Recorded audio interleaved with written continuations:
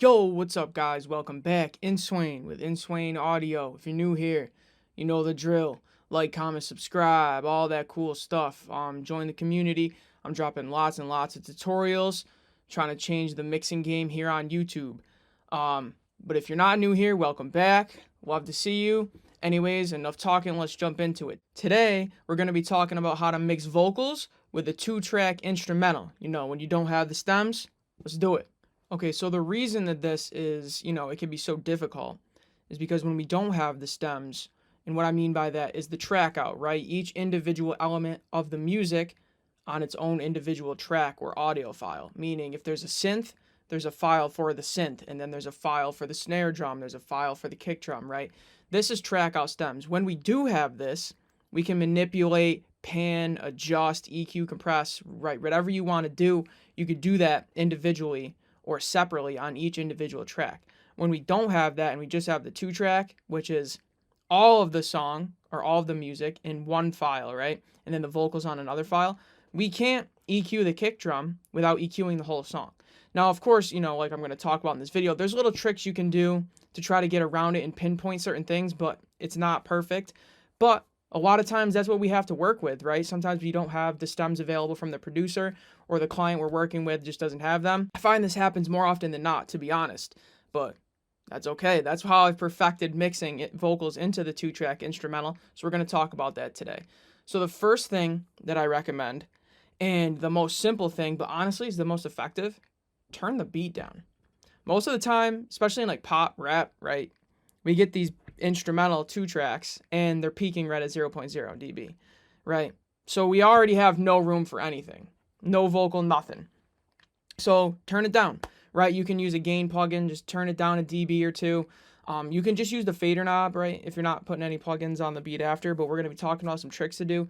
So I would recommend using a gain plugin, just gain it down a little bit, right? No specific value, doesn't matter. Just gain it down a little bit. Give some room for the vocals to sit on top or within that instrumental, right? It's that simple. The next thing that really helps you mixing vocals into a 2-track instrumental is EQing that instrumental, right? We can notch out some frequencies where the vocal is contesting with the instrumental. Usually in the mid-range or the upper mid-range, right?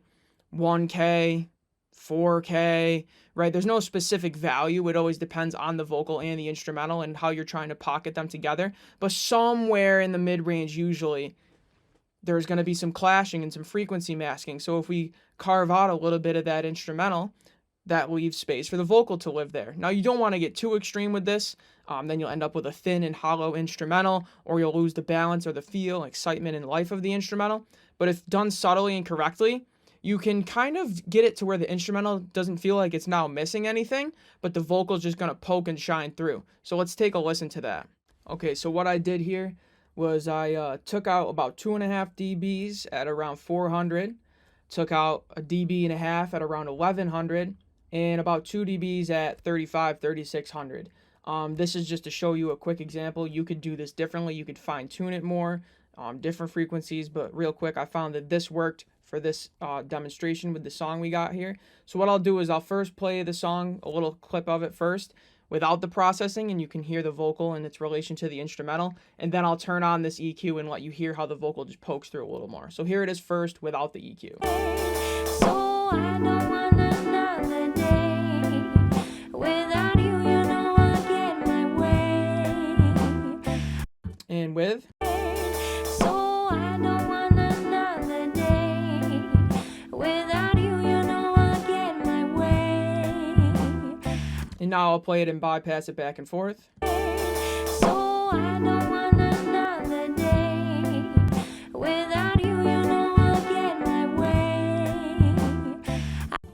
So yeah, you can hear clearly that it's very subtle, but when the EQ is on the instrumental, removing some of those mid-range frequencies, it leaves space for the vocal to cut through and shine through, and we can hear a little bit of brightness even come through, a little character and texture, and that's exactly what we want, right? Subtle things here, subtle moves. Okay, so this next trick builds upon the last one. In the last trick, we just did standard stereo EQ to the mid-range. In this, we're going to be using mid-side EQ.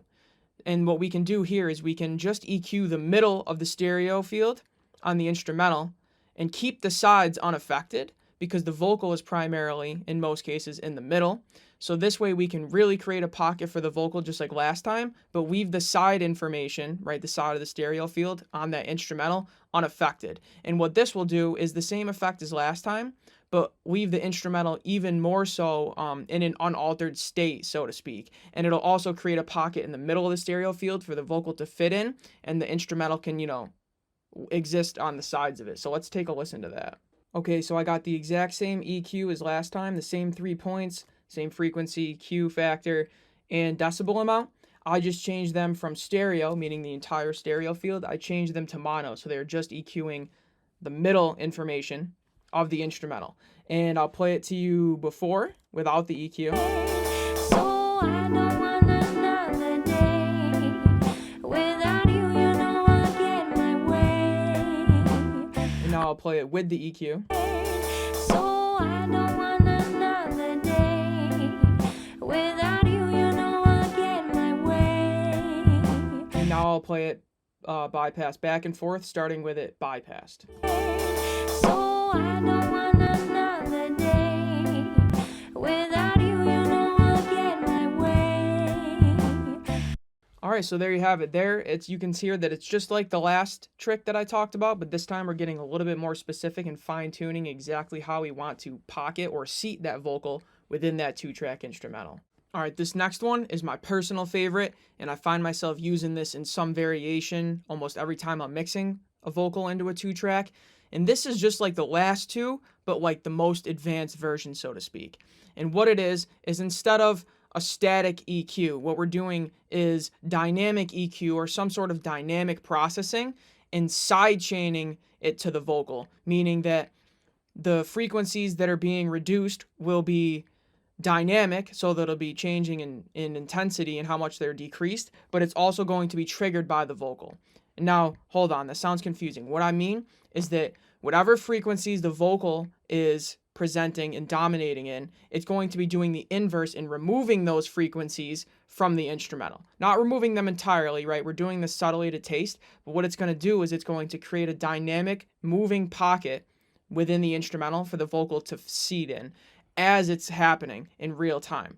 Now, you could do this with a dynamic EQ with sidechain. You could do it with a multi-band compressor with sidechain. There's a plugin called Track Spacer. I don't personally have it, but it does something similar. What I'm going to be using here is Soothe 2 from Oak Sound and sidechaining the vocal to it. So like I said, the vocal is going to be creating a pocket for itself in the instrumental, so to speak. So let's take a look at that and hear what that sounds like. Okay, so this here is on the instrumental. And you can see I have different points, sort of like on an EQ, but it's actually, instead of boosting like what it looks like, it's going to be doing the inverse and removing from it. And you can see here I sidechained it to my vocals, right? Because we want the vocals to be triggering the effect on this Soothe plugin. Now, the depth, the sharpness, all of the fine tuning of the settings isn't necessarily important. It is important, but the settings that I use here are not the ones that I always use. Even the frequency points that I use here aren't necessarily the ones that I always use. So you'll have to use your ears, and it's a case-by-case basis. But using this plugin like this, sidechaining it to the vocals, is how you get the effect. So what I'll do is I'll play it first with this plugin bypassed. So I don't want another day. Without you, you know I'll get my way. Now I'll play it with the plugin enabled. So I don't want another day. Without you, you know I'll get my way. And now I'll bypass it back and forth, starting with it bypassed. So I don't want another day. Without you, you know I'll get my way. So there you have it. You could even see how the plugin is working, the visual aspect of it. You can see what frequencies it's removing from the instrumental, at what amount, at what time, right? And when we enable this plugin, it's very subtle, but the vocal just kind of cuts through a little bit. And almost to me sounds like there was a blanket over the vocal that we didn't notice. And then when you turn the plugin on, that blanket is removed and there's much more clarity, presence, forwardness, and upfrontness in the vocal. So this is definitely my favorite trick here in this video. Okay, for the last trick regarding mixing vocals into a 2-track instrumental, this is stereo bus compression, or mix bus, master bus compression, whatever you want to call it. It's all the same thing. What this is putting a compressor on the entire song. So we're compressing the whole instrumental and all of the vocal together as one unit. And this is going to cause it to glue together and cause cohesion, right? And that's why it's going to make the vocals sit with the instrumental and not really fight each other as much, because they're going to feel like one working entity, not two separate things. So let's take a listen to that before and after. Okay, so here I got an SSL bus compressor, very common compressor to use on the bus. You don't have to use this one. Obviously, there's plenty that you can use, but for this example, I use this. So what I'll do is I'll play it to you first without it. So I don't want another day.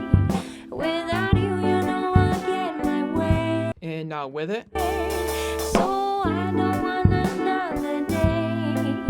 Without you, I'll get my way. And now I'll play it bypassing back and forth, starting with it bypassed. So I don't want another day. Without you, I'll get my way. And so with this effect here, it's not really making the vocal cut through the instrumental anymore, or less necessarily, but what it's doing is it's making the vocal and the instrumental feel like one thing, not two separate things playing at the same time, right? That's that glue and that cohesion that we always talk about. All right, and there we have it. There's a few different ways that you can mix a vocal into a 2-track instrumental.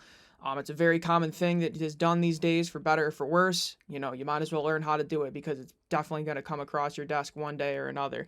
And with that being said, you can use all of these tricks. You can use one and, maybe the other. Sometimes you can use two of them. Sometimes I'm using a combination of all of these tricks to get it to work. It always depends on the song, So for every tutorial, it's always use your ears, but here's some starting points to try. Thank you guys for watching. If I missed any, let me know in the comments below. What's your favorite trick to get a vocal to sit in a 2-track?